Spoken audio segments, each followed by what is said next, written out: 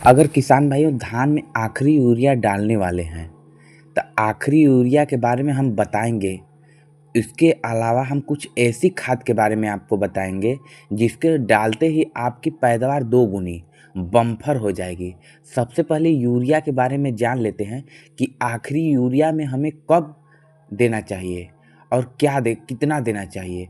वो वेराइटी के ऊपर हमें निर्भर कर रहना पड़ता है। कुछ वेराइटी बहुत जल्दी तैयार हो जाती है, इसके लिए हमें 40 दिन के अंदर हमें लास्ट यूरिया का छिड़काव कर देना चाहिए किसी भी हाल में।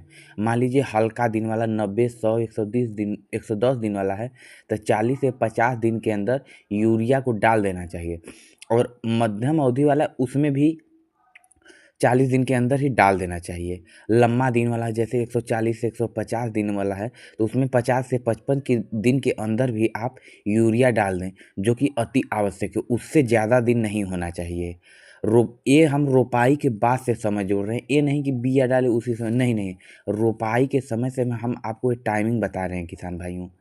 टाइमिंग के बारे में तो कन्फर्म हो गया हमें कब डालना चाहिए।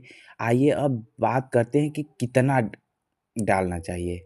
जैसे कम दिन वाला है, 30 दिन वाला है, तो उसमें कम दिन वाला है तो 1 एकड़ में हमें 30 केजी डालना चाहिए और ज़्यादा दिन वाला है तो 40 केजी डालना है। कम दिन वाले की बात करें तो जैसे कि जो 90 से 100 दिन वाला है उसमें हमें 30 केजी डालना चाहिए। अधिक दिन वाला बात करें तो जैसे कि 140 से 150 दिन उसमें 40 केजी तक डालना चाहिए। इससे ज़्यादा भी यूरिया आपको नहीं डालना चाहिए। अगर आखिरी खाद के समय ज़्यादा यूरिया डालते हैं उसमें बहुत नुकसान भी होता है। जैसे पहले तो भम्हा रोग लगने का डर होता है, धान का पेड़ ज़्यादा बढ़ने का डर रहता है और 50 दिन के बाद किसी भी हाल में यूरिया नहीं डालना चाहिए। इसके डालने से धान की पत्तियां मुलायम हो जाती है, जिसमें अनेक प्रकार के रोग लगने का डर रहता है। अगर 50 दिन के बाद डालते हैं तो उस समय धान का फुटाव हो जाता है, जिससे बालियां गर्भ में आ जाती है, जिसके कारण उस समय यूरिया डालने से धान की लंबाई और ज़्यादा बढ़ने लगती है, जिससे धान को गिरने का डर रहता है और बालियों के विकास में भी दिक्कत होती है। इसके बाद किसान भाइयों बात करते हैं, अगर आपके धान में बहुत ज़्यादा पानी भरा है, पानी निकालना संभव नहीं है, अगर पानी नहीं निकाल सके तो उस समय आप नैनो प्लस यूरिया को 3 से 5 ml प्रति लीटर के हिसाब से आप उसको स्प्रे कर सकते हैं। आप जो नैनो प्लस यूरिया का स्प्रे करते हैं उससे पत्तों में बहुत अच्छा, पेड़ों में, धान के पेड़ में बहुत अच्छा उसका असर होता है।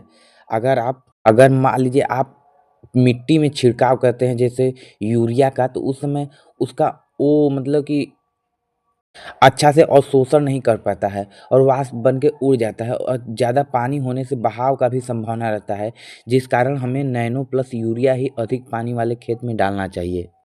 आइए अब जानते हैं कि यूरिया के साथ और क्या डालें। किसान भाइयों यूरिया के साथ आप लोग बहुत कुछ डाल देते हैं जो कि अच्छा नहीं है। लास्ट यूरिया के साथ हम जो बता रहे हैं वही डालना चाहिए। बहुत कुछ नहीं डालना चाहिए। उस समय हमें सबसे बहुत ज़्यादा ज़रूरत होती है पोटाश की। उस समय पोटाश को डालना बहुत ज़रूरी है किसान भाइयों। दूसरा खाद डाल देते हैं और पोटाश के बारे में नहीं सोचते हैं, ये जो बहुत बड़ी गलती है। पोटाश हमारे धान के फसल को बालियाँ का निर्माण करता है, जो कि उस समय सबसे ज़्यादा ज़रूरी होता है। पोटाश की कमी से उत्पादन पर विशेष असर पड़ता है। पोटाश की कमी से बालियाँ छोटी हो जाती हैं तथा दाने पतले हो जाते हैं, दाने में चमक नहीं होता है, बालियाँ कमज़ोर हो जाती हैं। पोटाश की कमी मुख्यतः 3 चीज़ में दिक्कत कर सकती है धान के फसल में। एक तो बालियाँ कमज़ोर हो जाती हैं और छोटी हो जाती हैं, दूसरा तना कमज़ोर होता है जिससे गिरने का डर होता है, तीसरा धान के दाने में चमक कम हो जाता है, उत्पादन की कमी हो जाती है। आइए अब जानते हैं कि पोटाश की कितनी मात्रा हमें डालना चाहिए। जो कम दिन वाला है जैसे 90 से 100 दिन वाला है उसमें 20 से 25 केजी तक डाल देना चाहिए 1 एकड़ में, और अधिक अवधि वाला है जैसे 140 से 150 दिन वाला है उसमें 30 से 35 केजी प्रति एकड़ के हिसाब से डाल देना चाहिए। वो भी पोटाश हमें एमओपी 60% वाला पोटाश डालना चाहिए। ये जो पोटाश बता रहे हैं किसान भाइयों, अगर आप पोटाश रोपाई के समय नहीं डाले हैं तभी डालें, अन्यथा न डालें। अगर अच्छा होता कि आप रोपाई के समय जो बताएं उसका आधा रोपाई के समय डाल दें, आधा इस समय डालें।